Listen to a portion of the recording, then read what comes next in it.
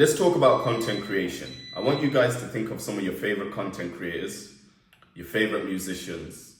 And if you begin to look at those people that you follow, you're going to notice one thing in particular. You don't follow them because of the clothes they wear. You typically don't follow them because of the branding strategy they use. You don't follow them because they've got a particular thumbnail on their videos. The reason you follow them is because of their story, what they have to say, their background, and how that resonates with you in one way or the other. See, people don't follow niches, people buy into people. This is something that I learned many years ago when I was sales. So my very first sales job is I used to work in a luxury store called Selfridges. You know, you sell all the fragrances that you have to sell, the Creeds, the Versaces, the Burberrys, and all the other many brands that there are. And there would always be a line of us. There would be like 3 of us stood in a row. As customers walked through the entry, we would have to spray these little plastic cards and give them to the customers and basically find out what they think of the smell. And every single day, there was always one sales agent who would make more sales than the rest of us. It was never because of where he stood. It was never because of what he wore, because we all wore black shirts, black trousers, black shoes. It was always because of his personality. The people who were buying from him were buying into the conversations he was having with them, the way that he greeted them, the way that he shook their hand. And this is the very first time I learned the idea of sales, that people don't buy the product, they buy into the people. At the very time, it was my very first time selling, so a lot of the times I wasn't actually putting myself out there because I had this great fear of rejection. You know, when you're giving out these little flyers with the smell of the fragrances and people are turning you away. When you get a couple hundred people doing that, saying no to you every single day, it does something to your self-esteem. You begin to take the rejection personal. But there was this one particular agent that I was working with. We were both working for an agency, and he was always talking to every customer. And even if the customer didn't buy, he would have a conversation with them, ask them what they're buying, who they're buying for, if they needed directions, everything like that. And he was the first person that taught me, okay, it's not necessarily because of the smell that they were buying or the features. They were buying into him, and that's why they were able to sell. And this is the same thing for content creation. When you get onto the camera, your favorite content creator, you're not following him because of the thumbnail. Yeah, the thumbnail might have got you to click the video, but once you click the video, what's the reason that makes you stay? It's either the value he's giving you or the relatability you can hear to his stories. I tried many get-rich-quick schemes for a very long time. I tried crypto, TikTok shop, high-ticket sales. And the reason I tried all these business models is because I wasn't necessarily interested in what they could do for me as a person. I just wanted a way to make money really fast online. And it seemed to me, whenever I was on social media scrolling, everyone seemed to be making money.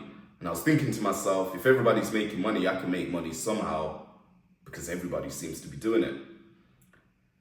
But all these sort of different paths that I took, I never really stayed on them. And the reason I didn't stay on them is because I never really had a passion for them. All it was a get-rich-quick scheme for me. So if I didn't see a return on my investment in time within 30 days, I didn't really want to stay on the ball. I didn't want to stay on the path of doing that particular thing. I mean, it doesn't help that everybody online promises that in 30 days you can start making cash and see a turnover. So eventually, as I started to mature, I'm 30 now, I began to decide that I do want to make money in the online space, but I need to pick something that resonates with me, something that allows me to be motivated for more than just the money. Because as much as I used to think I was motivated by money, there's something bigger than money that I'm motivated by, and that's purpose. Going back to the example as a musician, we always hear these examples of musicians who are industry plants, where they essentially get signed and the record labels designs their image, the music they're gonna make, the features they're gonna have, and they can pretty much shoot them into superstardom. But these guys don't tend to stay at the top for very long, because the brand that they built is not built off of an authentic foundation. It's built off of fakery. And when it comes to social media, fakery fails, authenticity succeeds. Authenticity is in fact the strategy you need to actually grow your brand. So going back to personal brand, why did I pick personal brand? Well, personal brand is the only business model that I could see that, one, didn't need capital for me to jump into straight away. I could start in my own time when I wanted, and I can begin to produce results. Now, it's a little bit more of a slow burner than other ventures. If you've got a bunch of money that you can dump into crypto, there's a way in which you can make money pretty quickly with that business model. But with personal brand, you can't make money in the click of a fingers. But it was a business route that I could, one, get onto the camera and be my authentic self and build an actual audience who relate to me, who resonate with my story, the way I look, and the background that I'm from. In this video, this isn't really about my background and everything like that. We'll get into my story as we get along. But I do believe personal brand is the route that I want to take. I've actually got a newsletter where I can actually give you the full in-scope details of how I'm building my personal brand. I actually write this newsletter not only as if I'm writing to you guys, but I'm also writing to myself. I'm putting my personal experiences. If you're serious and you actually want to change your lives, I'm going to leave a link in the bio. All you need to do is subscribe. This information that I put in these newsletters is pretty much the same intensity as buying a course from one of the top creators. Literally, it's free. Click the link below, subscribe, and join the journey with me. Now, personal brand as well, one of the other things that you don't need to worry about either is that it's the only way that you can produce millions of pounds or dollars, or whatever your currency is, without you needing to put on a fake persona. If you think about most career paths, you have to present yourself in a certain way. The job that you work at needs you to follow certain regulations. You need to wear certain things in order to fit in the crowd. You need to speak in a certain way in order to get the best from your customers. But when you build a personal brand and you get online and you get on the camera, you're just being yourself. So whoever resonates with you is naturally going to be drawn. Of course, you have to give value to the customers, but that's the fundamental thing that actually brings them to you, is your personality.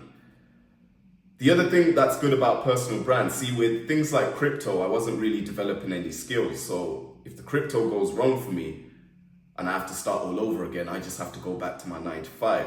But when I started to go down the route of building a personal brand, I realized there's a bunch of micro skills you need in order to build your personal brand. Some of these skills include filming, editing, speaking. I'm not scripted for anything right now. I'm just looking in the camera and speaking. You need to be able to come up with subjects. You need to have a reason for the subjects that you're talking about, and you need to be able to stay on track and keep making content day in and day out. Of course, there's other little things like building thumbnails, learning about the algorithm, all of that. But I realized that on this journey, if you do this for 1 to 5 years, you're never going to be as unskilled as you were at the start if you continue on that path day in and day out. By the end of the 5 years, not only would you have built a personal brand, but you would have also built a group of skills in which you can use to carry on to another business.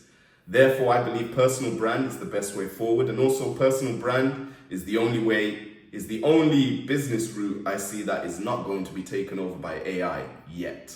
We don't know where the world's headed, right? But at the end of the day, people still want to meet people. And if you've got a genuine personal brand, you help people and they relate to you, they're going to want to see you in person. That's why I'm on this journey. So like, share, comment, and subscribe. Tell me your thoughts on personal branding and what's your favorite business model. My name's Tino. I'm out.